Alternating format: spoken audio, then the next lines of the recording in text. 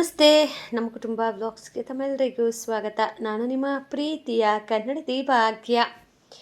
Friends, ಇವತ್ತು ನಾನು ನೆನ್ನೆ ವಿಡಿಯೋದಲ್ಲೇ ಹೇಳಿದ್ನಲ್ವ, ಪ್ಯಾಕಿಂಗ್ ವಿಡಿಯೋ ಜೊತೆಗೆ ಸಿಗ್ತೀನಿ ಅಂತ. ಸೊ ಅವ್ರು ಹೇಳಿದರು ನಮಗೆ ಗೋಲ್ಡ್ ಎಲ್ಲ ಹಾಕೋ ಬರಬೇಡಿ, ಆಮೇಲೆ ಕೈಯಲ್ಲಿ ನೈ ಪಾಲಿಶು, ಥ್ರೆಡ್ಸ್, ಕಾಲಲ್ಲಿ ಕಾಲು ಚೈನು, ಕಾಲುಂಗ್ರ ಅವೆಲ್ಲ ಇರಬಾರ್ದು ಅಂತ. ಕಾಲುಂಗ್ರ ಎಲ್ಲ ತೆಗಿಯೋಕ್ಕಾಗತ್ತಾ? ಸೊ ಅದಕ್ಕೆ ಅಲ್ಲೇ ಹೋಗಿ ತೆಗೆದ್ರಾಯ್ತು ಅಂತ ಹೇಳಿ, ಇನ್ನು ಮೀನ್ ವೈಲ್ ನಾವು ಆ್ಯಸ್ ಯೂಶ್ವಲ್ ಡೈಲಿ ವೇರ್ ಮಾಡ್ತೀನಲ್ಲ ಗೋಲ್ಡ್ ಜ್ಯುವೆಲ್ರೀಸ್, ಆಮೇಲೆ ಕಾಲ್ ಚೈನು, ಅದನ್ನೆಲ್ಲ ರಿಮೂವ್ ಮಾಡ್ತಾ ಇದ್ದೀನಿ. ರಿಮೂವ್ ಮಾಡಬೇಕಾದ್ರೆ ನನ್ನ ಮೈಂಡಲ್ಲಿ ಏನೇನೋ ಥಾಟ್ಸು ನೋಡ್ಬೋದು ನೀವು. ಇಲ್ಲಿ ನಾನು ಆಲ್ರೆಡಿ ರಿಮೂವ್ ಮಾಡಿದ್ದೀನಿ. ನನ್ನ ಮುಖ ನೋಡಿದ್ರೇ ನಿಮಗೆ ಹೋಪ್ ಕೆಲವೊಂದು ಅಂಡರ್ಸ್ಟ್ಯಾಂಡ್ ಆಗ್ಬೋದು, ಕೆಲವೊಂದು ಅಂಡರ್ಸ್ಟ್ಯಾಂಡ್ ಆಗದೆ ಇರ್ಬೋದು. ಎಷ್ಟೊಂದು ಜನ ಹೇಳಿ ಅಕ್ಕ ಯಾಕೆ ಏನಾಯಿತು ಅಂತ. ಅದನ್ನು ಹೇಳೋದಕ್ಕಿಂತ ಆದಷ್ಟು ಅದರಿಂದ ಹೊರಗಡೆ ಬರೋಕ್ಕೆ ನಾನು ಪ್ರಯತ್ನ ಪಡ್ತಾಯಿದ್ದೀನಿ. ಬಟ್ ಇವತ್ತು ನಾನು ಟ್ರಾವೆಲ್ ಮಾಡೋ ವಿಡಿಯೋನ ಶೇರ್ ಮಾಡ್ತಾಯಿದ್ದೀನಿ. ಫಾರ್ ದ ಫಸ್ಟ್ ಟೈಮ್ ನಾನು ಅಂದ್ಕೊಂಡಿದ್ದಕ್ಕಿಂತ ಡಿಫ್ರೆಂಟ್ ಡೇ ಅಂತ ಹೇಳ್ಬೋದು. ಈ ಥರ ಒಂದು ದಿನ ಆದಷ್ಟು ಬೇಗ ಬ್ಯಾಡ್ ಲಕ್, ಬ್ಯಾಡ್ ದಿನಗಳೆಲ್ಲ ಕಳೆದೋಗ್ಲಿ ಅಂತ ಹೇಳಿ ಬೇಡ್ಕೊತಾ ಇದ್ದೀನಿ. ಆ್ಯಂಡ್ ಲಗೇಜ್ ಪ್ಯಾಕ್ ಮಾಡಬೇಕಾದ್ರೂ ಅಷ್ಟೇ ಬೇಗ ಹೋಗಿ ವಾಪಸ್ ಬೇಗ ಮನೆ ಬರೋ ಥರ ಆಗ್ಲಪ್ಪ ಅಂತ ಹೇಳಿನೇ ರಾಯರ ಹತ್ರ ಬೇಡ್ಕೊತಾನೇ ನಾನು ಈ ವಿಡಿಯೋನ ಶೂಟ್ ಮಾಡಿದೆ. ಆ್ಯಂಡ್ ಈಗ ಇಲ್ಲಿ ಆಗಲೇ ಹೇಳ್ದಾಗೇ ಕಾಲು ಚೈನ್ ಎಲ್ಲ ಬಿಚ್ಚಿಡ್ತಾ ಇದ್ದೀನಿ. ಕಾಲುಂಗ್ರ ಮಾತ್ರ ಅಲ್ಲಿ ಹೋಗಿ ಬಿಚ್ಚಿಡೋಣ ಅಂತ ಹೇಳಿ. ಸೊ ಸೇಫ್ಟಿ ವೈಸ್ ನಮಗೆ ಬೆಟರ್ ಅಲ್ವಾ, ಬೆಸ್ಟ್ ಮನೇಲೇ ಇಟ್ಟೋದ್ರೆ ಏನೊಂದು 2 ಡೇಸ್ಗೆ ಏನೂ ಆಗೋದಿಲ್ಲ ಅಂತ ಹೇಳಿ ಇಲ್ಲೆಲ್ಲನೂ ತೆಗೆದು ನೀಟಾಗಿ ಬೀರುಲಿ ತೆಗೆದಿಡ್ತಾ ಇದ್ದೀನಿ. ಕೆಲವೊಂದು ವಿಚಾರಗಳನ್ನು ನಾನು ಓಪನಾಗಿ ಶೇರ್ ಮಾಡ್ಕೊಳಕ್ಕಾಗ್ತಾಯಿಲ್ಲ. ಬಟ್ ನಾನು ಈ ಒಂದು ಪರಿಸ್ಥಿತಿಯಿಂದ ಆಚೆ ಬರಬೇಕು ಅಂತ ಅಂದರೆ ನಾನೀಗ ತಗೋತಾ ಇರುವಂತಹ ಈ ಸ್ಟೆಪ್ ತುಂಬಾ ಮುಖ್ಯ ನನ್ನ ಜೀವನದಲ್ಲಿ. ಹಾಗಾಗಿ for the first time emotionally and physically ನನಗೆ ತುಂಬ ಭಾರ ಆಗಿದೆ. ಏನಪ್ಪ ಅಂತಂದರೆ, ನನ್ನ ಮಗನ ಲಗೇಜ್ ಪ್ಯಾಕ್ ಮಾಡಿದೆ, ನಮ್ಮ ಯಜಮಾನ್ರದ್ದು ನಂದು ಲಗೇಜ್ ಪ್ಯಾಕ್ ಮಾಡ್ತಾಯಿದ್ದೀವಿ. ಸೊ ಒಂಥರ ಹೆಂಗೆ ಹಿಟ್ಟಾಗತ್ತೆ ಅಂತಂದರೆ ತಾಯಂದ್ರಿಗೆ ಮಾತ್ರನೇ ಅದು ಅಂಡರ್ಸ್ಟ್ಯಾಂಡ್ ಆಗೋದು. ಸೊ ಈಗ ಚಳಿ ಬೇರೆ ಅಲ್ವಾ, ಅದಕ್ಕೆ ಒಂದು ಬೆಡ್ಶೀಟನ್ನು ತೊಗೊಂಡಿದ್ದೀನಿ. ಎಲ್ಲ ಪ್ಯಾಕ್ ಮಾಡಬೇಕಾದ್ರೆ ಯೂಶ್ವಲಿ ನನ್ನ ಮಗನ ಬಟ್ಟೆಗಳೇ ನಾನು ಜಾಸ್ತಿ ಪ್ಯಾಕ್ ಮಾಡ್ತಾಯಿದ್ದಿದ್ದು. ಎಲ್ಲಾದರೂ ಹೋಗಬೇಕು ಅಂತ ಅಂದರೆ ಗಲೀಜು ಮಾಡ್ಕೊಬಿಡ್ತಾನೆ. 1-2 ಡಬಲ್ ಟೀ ಶರ್ಟ್ಸ್ ಆಗಲಿ ಪ್ಯಾಂಟ್ಸ್ ಆಗಲಿ ಎಕ್ಸ್ಟ್ರಾ ಎಲ್ಲ ತೊಗೋತಾ ಇದ್ದೆ. ಫಸ್ಟ್ ಟೈಮ್ ಅವನ ಬಟ್ಟೆ ನಾನು ಪ್ಯಾಕ್ ಮಾಡ್ಕೋತಾ ಇಲ್ಲ. ನಾನು ನಮ್ಮ ಯಜಮಾನ್ರು ಇಬ್ಬರು ಬಟ್ಟೆ ಮಾತ್ರ ಇಲ್ಲಿ ನಾನು ಪ್ಯಾಕ್ ಮಾಡ್ತಾಯಿದ್ದೀನಿ. ಸ್ವಲ್ಪ ಭಾರನೇ ಇದೆ ಹೃದಯ. ಬಟ್ ನಾನೀಗ ಈ ಒಂದು ಸ್ಟೆಪ್ ತೊಗೊಂಡಿಲ್ಲ ಅಂತಂದರೆ ಲೈಫ್ ಲಾಂಗ್ ನಾನು ಸಫರ್ ಪಡಬೇಕಾಗತ್ತೆ. ಸೊ ಈಗ ಒಂದು ವಾರ ನಾನು ಕಷ್ಟಪಡ್ಬೋದು, ಒಂದು ವಾರ ನೋವು ತಿನ್ಬೋದು, ಬಟ್ ಲೈಫ್ ಲಾಂಗ್ ಖುಷಿಯಾಗಿರ್ಬೋದು ಅನ್ನೋದಕ್ಕೇ ನಾನು ಈ ಒಂದು ಸ್ಟೆಪ್ನ ತೊಗೋತಾ ಇದ್ದೀನಿ. ಸೊ ಆ್ಯಸ್ ಯೂಶ್ವಲ್ ಒಂದು ಜೊತೆ ಬಟ್ಟೆ ತೊಗೊಂಡಿದ್ದೀನಿ. ಹಳೆದೇ, ನಾನೇನು ಹೊಸ ಬಟ್ಟೆ ಏನು ತೊಗೊಳ್ಳಿಲ್ಲ. ಡೈಲಿ ಯಾವ್ದು ಯೂಸ್ ಮಾಡ್ತೀನೋ ಅದೇ ತೊಗೊಂಡಿದ್ದೀನಿ. ಬಿಕಾಸ್ ನಾನೇನು ಎಂಜಾಯ್ ಮಾಡೋಕ್ಕೆ ಹೋಗ್ತಾ ಇಲ್ಲ. ಆಮೇಲೆ ಅದಕ್ಕೂ ಕಮೆಂಟ್ ಮಾಡ್ತಾರೆ, ಯಾಕೆ ಬಟ್ಟೆ ಇರಲಿಲ್ವ ನಿಮ್ಮ ಹತ್ರ ಅಂತ.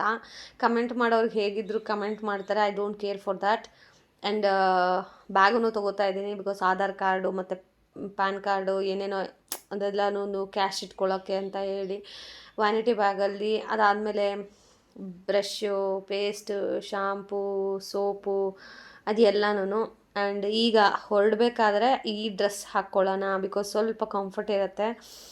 ಆಮೇಲೆ ಕಾಟನ್ ಡ್ರೆಸ್ ಅಲ್ವಾ, ಸ್ವಲ್ಪ ಬ್ರೀತಿಂಗ್ ಫೀಲಿಂಗ್ ಇರುತ್ತೆ ಅಂತ. ಸೊ ಲಗೇಜೆಲ್ಲ ಪ್ಯಾಕ್ ಮಾಡಿ ಅದಾದಮೇಲೆ ನನ್ನ ಮಗನೂ ಬಂದ ಸ್ಕೂಲಿಂದ. ಸೊ ಅವನ್ನ ಸಂಧ್ಯಾಕ್ಕಂಗೆ ಹೇಳಿದೆ, ಒಂದು 3 ಡೇಸ್ ನೋಡ್ಕೊಳ್ಳಿ, ಅದಾದಮೇಲೆ ನೀವು ಕಳಿಸಿ ಅಂತ ಹೇಳಿ. ಸೊ ಅವರು ಸರಿ ಪರವಾಗಿಲ್ಲ. ಪರ್ಯಂತನೂ ನಾನು ನಮ್ಮ ಅಮ್ಮನ ಮನೆಗೆ ಬಿಡ್ಬೋದಿತ್ತು, ಬಟ್ ಅವನಿಗೆ ಜ್ಞಾನ ದರ್ಶನ ಅನ್ನೋ ಪ್ರೋಗ್ರಾಮ್ ಈವೆಂಟ್ ಇದೆ, ಅಂದರೆ ಎಕ್ಸಾಮ್ ಥರ. ಹಾಗಾಗಿ ನಾನು ರಿಸ್ಕ್ ತೊಗೊಳಕ್ಕೆ ಇಷ್ಟ ಇಲ್ಲ. ಹಾಗಾಗಿ ನಾನು ವೆಡ್ನೆಸ್ಡೇ ಹೋಗಿದ್ದು. ಥರ್ಸ್ಡೇ, ಫ್ರೈಡೇ, ಸ್ಯಾಟರ್ಡೇ 3 ಡೇಸ್ ಅವನಿಗೆ ಸ್ಕೂಲ್ ಇದೆ. ಸೊ ಅಕ್ಕ ನನಗಿಂತ ಚೆನ್ನಾಗಿ ನೋಡ್ಕೋತಾರೆ. ಯಾವ ಜನ್ಮದಲ್ಲಿ ಏನು ಪುಣ್ಯ ಮಾಡಿದ್ನೋ ಗೊತ್ತಿಲ್ಲ, ನನ್ನ ಸರೌಂಡಿಂಗಲ್ಲಿರೋರು ಎಲ್ಲರೂ ನನ್ನನ್ನು ಅಷ್ಟೇ ಪ್ರೀತಿಯಿಂದ ನೋಡ್ಕೋತಾರೆ. ಅದೊಂದು ಖುಷಿ ವಿಚಾರ. ದೇವ್ರಿಗೆ ನಿಜವಾಗ್ಲೂ ಥ್ಯಾಂಕ್ಸ್ ಹೇಳಬೇಕು ಈ ಲೈಫನ್ನು ಕೊಟ್ಟಿರೋದಕ್ಕೆ. ಬಟ್ ಆಗೋದೆಲ್ಲ ಒಳ್ಳೆಯದಕ್ಕೆ ಅಂತೀವಲ್ಲ, ಹಾಗೇ ಸೊ ನಾವು ಮನೆ ಬಿಟ್ಟಾಗ 5:30ಗೆ ನಾವು ಮನೆ ಬಿಟ್ವಿ. ನಮಗೆ ಅವರು ಹೇಳಿದ್ದು 9 ಅಷ್ಟೊತ್ತಿಗೆ 7:30ಗೆ ರೀಚ್ ಆಗ್ಬೇಕು ನೀವು ಅಂತ ಹೇಳಿ. But 7:30 it's impossible. Varthur traffic ನಿಮಗೆ ಗೊತ್ತೇ ಇರುತ್ತೆ. ಲಿಟ್ರಲಿ ನಾವು ಗುಂಜೂರಿಂದ ವರ್ತೂರ್ಗೆ ಹೋಗೋಕ್ಕೆ 2 ಅವರ್ಸ್ ಬೇಕಾಯಿತು. ನಾವು 5:30ಗೆ ಬಸ್ ಹತ್ತಿದ್ದು, ಅಂದರೆ ಆಟೋದಲ್ಲಿ ಹೋದ್ವಿ.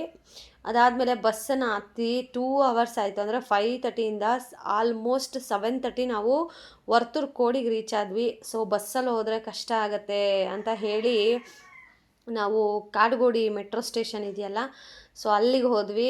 ಬಿಕಾಸ್ ಮೆಟ್ರೋಯಿಂದ ಹೋಗಿದ್ದಕ್ಕೆ ನಮಗೆ ಅಲ್ಲಿ ಹೋಗೋಷ್ಟೊತ್ತಿಗೆ 9 ಇನ್ನೇನಾದರೂ ಬಸ್ಸಲ್ಲಿ ಹೋಗಿದ್ದೀವಿ ಅಂದರೆ 11 ಆಗ್ತಿತ್ತು. ತುಂಬಾ ಲೇಟ್ ಆಗ್ತಾಯಿತ್ತು. ಹಾಗಾಗಿ ನಾವು ಕಾಡುಗೋಡಿ ಮೆಟ್ರೋ ಸ್ಟೇಷನ್ಗೆ ಹೋದ್ವಿ. ಗೈಸ್ ನೀವು ನಂಬಲ್ಲ, ನಾವು ಹೋಗೋಷ್ಟೊತ್ತಿಗೆ ಆಲ್ಮೋಸ್ಟ್ 8 ಆಗಿತ್ತು. 8 ಜನ ಎಷ್ಟು ರಶ್ ಇದ್ರು ಅಂತ ಅಂದರೆ ಯಪ್ಪ ಎಷ್ಟು ಕಷ್ಟಪಡ್ತಾರೆ ಜನ. ಪ್ರಪಂಚ ಹೇಗಿದೆ ಪಾಪ, ಅವರ ದಿನ ಅಂದರೆ ಜೀವನ ಕಟ್ಕೊಳ್ಳೋದಕ್ಕೆ ಎಷ್ಟು ಜನ ಓಡ್ತಾರೆ, ರನ್ನಿಂಗಲ್ಲಿ ಇರ್ತಾರೆ. ನಾವಾದರೂ ಮನೇಲಿ ನಮ್ಮ ಕೆಲಸ ಆಯಿತು, ಒಂದು ಯೂಟ್ಯೂಬ್ ಚಾನಲ್ ಕ್ರಿಯೇಟ್ ಮಾಡ್ಕೊಂಡು ಹೇಗೋ. ಬಟ್ ಲಿಟ್ರಲಿ ಮೆಟ್ರೋ ಸ್ಟೇಷನಲ್ಲಿ ಆ ರಶ್ ನೋಡಿದ್ರೆ ನಿಮ್ಗೆ ಗೊತ್ತಾಗುತ್ತೆ. ನಾನು ಕಾಡುಗೋಡಿ ಮೆಟ್ರೋ ಸ್ಟೇಷನ್ ಸ್ವಲ್ಪ ಖಾಲಿ ಇತ್ತು. ಅದಾದಮೇಲೆ ನಾವೇನು ಸ್ಯಾಂಡಲಲ್ಲಿ ಇಳ್ಕೊಂಡ್ವಲ್ಲ ಯಲಹಂಕ, ಸೊ ಅಲ್ಲಿ ಮಾತ್ರ ಲಿಟ್ರಲಿ ಈ ಫಾರಿನಲ್ಲಿ ಎಷ್ಟು ರಶ್ ಇರುತ್ತೆ ಗೊತ್ತಾ, ಜಪಾನಲ್ಲಿ ಆ ಥರ ಅಷ್ಟು ರಶ್ ಇತ್ತು. ನಾನು ಅದನ್ನೇ ನಮ್ಮ ಯಜಮಾನ್ರ ಹತ್ರ ಮಾತಾಡ್ತಾ ಇದ್ದೆ, ಅಲ್ಲ ರೀ ನಾವು ಮೆಟ್ರೋದಲ್ಲಿ ಬಂದೇ ಇಷ್ಟೊತ್ತಾಗುತ್ತೆ, ನಾವೇನಾದರೂ ಬಸ್ಸಲ್ಲಿ ಹೋಗಿದ್ರೆ ಏನೋ ಒಂದು 12 ಹೋಗ್ತಾ ಇದ್ವಾ ಅಂತ. ಬಟ್ ಅವರೂ ಪಾಪ ಕೆಲಸ ಎಲ್ಲ ಮುಗಿಸ್ಕೊಂಡು ಬರಬೇಕಾಗಿತ್ತಲ್ಲ, ಲೇಟೇ ಆಗೋಯಿತು, ಏನು ಮಾಡೋಕ್ಕಾಗಲ್ಲ. ಆ್ಯಂಡ್ ಫೈನಲಿ ಇಲ್ಲಿ ಕಾಡುಗೋಡಿಲಿ ಮೆಟ್ರೋಗೆ ಕಾಯ್ತಾ ಇದ್ದೀವಿ. ಮೆಟ್ರೋನಲ್ಲಿ ಜರ್ನಿ ಮಾಡಬೇಕು ಅನ್ನೋದು ಒಂದು ಕ್ರೇಜ್ ಇತ್ತು ಆಗ ಸ್ಟಾರ್ಟಿಂಗಲ್ಲಿ. ಬಟ್ ಈಗ ಅದು ನಾರ್ಮಲ್ ಥರ ಆಗಿಬಿಟ್ಟಿದೆ. ಬಟ್ ನೀವು ನಂಬಲ್ಲ, ಮೆಟ್ರೋದಲ್ಲೂ ಸೀಟ್ ಸಿಗೋಲ್ಲ ಗೈಸ್. ಪುಣ್ಯ ಅನ್ನೋ ಥರ ನಮಗೆ ಸೀಟ್ ಸಿಕ್ತು, ಆರಾಮ್ಸೆ ಕೂತ್ಕೊಂಡು ಹೋದ್ವಿ. ಬಟ್ ನಾವು ಹತ್ತಿದ ಮೇಲೆ ನೆಕ್ಸ್ಟ್ ಸ್ಟಾಪಲ್ಲಿ ಲಿಟ್ರಲಿ ನೋ ಸೀಟ್ಸ್, ನಿಂತಿದ್ರು ಜನ. ಆಮೇಲೆ ಇನ್ನೊಂದು ಎಕ್ಸ್ಪೆಷಲಿ ಏನಪ್ಪ ಅಂತಂದರೆ, ಅಲ್ಲಿ ಹೆಣ್ಮಕ್ಳಿಗೆ ಸಪ್ರೇಟ್ ಒಂದು ಕ್ಯಾಬಿನ್ ಥರ ಕೊಟ್ಟಿದ್ದಾರೆ.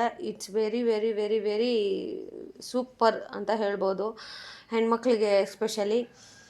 ಆ್ಯಂಡ್ ಎಷ್ಟೊಂದು ಜನ ಅಲ್ಲಿ ಸೀಟ್ ಇಲ್ಲದೆ ಪರದಾಡ್ತಾ ಇದ್ದರು. ಆಮೇಲೆ ಫೈನಲಿ ನಾವು ಲೊಕೇಶನ್ಗೆ ರೀಚ್ ಆದ್ವಿ. ಲೊಕೇಶನ್ ರೀಚ್ ಆಗೋಷ್ಟಕ್ಕೆ 9 ಮೇ ಬಿ ನಾವೇ ಲಾಸ್ಟ್ ಅಂತ ಅನ್ಕೋತೀವಿ, ಲಗೇಜ್ ಬ್ಯಾಗು ಎಲ್ಲ. ಆ್ಯಂಡ್ ಸ್ವಲ್ಪ ಟೈಮ್ ಹತ್ರ ಬರ್ತಾ ಇದ್ದಾಗೇನೆ ನನಗೆ ಕಣ್ಣಲ್ಲಿ ಅಳು ಸ್ಟಾರ್ಟ್ ಆಗೋಯಿತು. ಅದಾದಮೇಲೆ ನನ್ನ ಮಗನಿಗೆ ಕಾಲ್ ಮಾಡಿದೆ. ಅವನು ಊಟ ಮಾಡಿ ಮಲಗಿದ್ದಾನೆ. ಅವನ ವಾಯ್ಸ್ ಕೇಳ್ತಾ ಇದ್ದಾಗೆ ಅವನ ಬಿಟ್ಟು ಒಂದು 4 ಅವರ್ಸ್ ಆಯ್ತು ಅಷ್ಟೇ. ಸೊ ಆಲ್ರೆಡಿ ನನಗೆ ಎಮೋಷ್ನಲ್ ಆಗಿಬಿಟ್ಟೆ. ಆ್ಯಂಡ್ ನಮಗೆ ರೂಮ್ ಅಲಾಟ್ ಮಾಡಿದ್ರು ಹೋಟೆಲಲ್ಲಿ. ಸೊ ಅಲ್ಲಿ ಹೋಗಿ ಚೆಕ್ಔಟ್ ಮಾಡಿ ಆವತ್ತಿನ ದಿನ ಅಲ್ಲೇ ರೆಸ್ಟ್ ಮಾಡಿದ್ವಿ. ಆ್ಯಂಡ್ ರಾತ್ರಿ ಎಲ್ಲನೂ ಟ್ಯಾಬ್ಲೆಟ್ಸು ಮತ್ತು ಅದೆಲ್ಲನೂ ಪ್ರೊಸೀಜರ್ ಇರುತ್ತೆ ಎಲ್ಲ ಮಾಡ್ಕೊಂಡ್ವಿ. ನನ್ನ ಜೊತೆ ಥ್ರೂಔಟ್ ದ ಡೇ ಇದ್ದಿದ್ದು ನಮ್ಮ ಯಜಮಾನ್ರು. So thank you so much ಈ ವಿಡಿಯೋದಲ್ಲಿ ನನಗೆ ನನ್ನ ಜೊತೆಗೆ ಅಷ್ಟು ಧೈರ್ಯವಾಗಿ ನಾನು ಧೃತಿಗೆಡಕ್ಕೆ ಬಿಡದೆ ಅವ್ರು ನನ್ನ ಜೊತೆ ನಿಂತಿದ್ದು. ಸೊ ಆವತ್ತಿನ ದಿನ ಹಾಗೆ ಕಳೀತು. ಇನ್ನು ನೆಕ್ಸ್ಟ್ ಡೇ ನಾವು ಹೋಗಬೇಕು ಲೊಕೇಶನ್ಗೆ. ಸೊ ನೆಕ್ಸ್ಟ್ ಡೇ ಹೇಗೆಲ್ಲ ಇರುತ್ತೆ, ಏನೇನೆಲ್ಲ ಆಯಿತು ಅನ್ನೋದನ್ನು ನೆಕ್ಸ್ಟ್ ವಿಡಿಯೋದಲ್ಲಿ ಶೇರ್ ಮಾಡ್ತೀನಿ. ಇದರಲ್ಲಿ ಏನು, ಯಾವಾಗ, ಎತ್ತ ಎಲ್ಲ ಕ್ವಶ್ಚನ್ಗೆ ಆನ್ಸರ್ ಮೇ ಬಿ ನಾಳೆ ನಾನು ಶೇರ್ ಮಾಡ್ತೀನಿ. And thank you so much.